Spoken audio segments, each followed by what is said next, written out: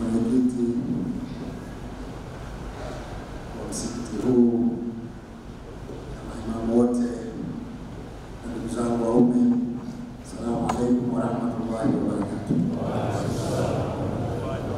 Naanza kwa kumshukuru Mwenyezi Mungu mwingi wa rehema kwa kutujalia uhai na afya njema na kutuwezesha kuipata leo ibada ya swala ya Ijumaa katika msikiti huu. Nimesimama kwa mambo mawili. La kwanza ni kutoa salamu kama nilivyotakiwa hapa na wetu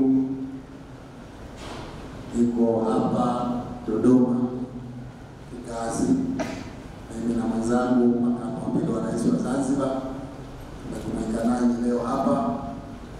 Tunaona ni vyema basi tuwasalimie waumini kwa msikiti.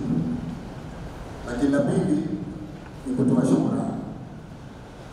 Mmetuombea dua na alhamdulillah Mwenyezi Mungu atukubalia dua zetu.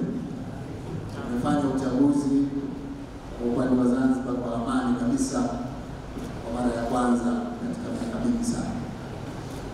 Kwa hivyo tuna kila sababu ya kumshukuru kila aliyetuombea dua.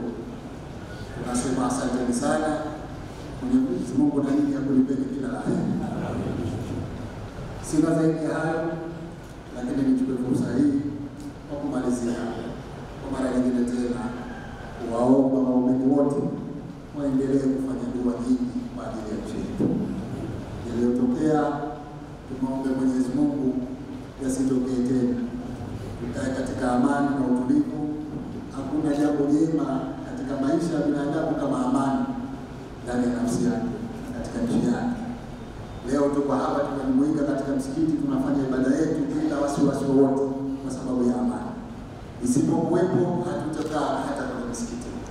Kwa hivyo tuendelee kumwomba Mwenyezi Mungu atupe amani, na tuendelee maimamu wetu waendelee kuwasihi wananchi wote kwa ujumla kudumisha amani katika nchi. Baada ya kusema hayo, nakushukuruni sana. Asanteni sana kwa kusikiliza. Wassalamu alaikum wa rahmatullahi wa barakatuh.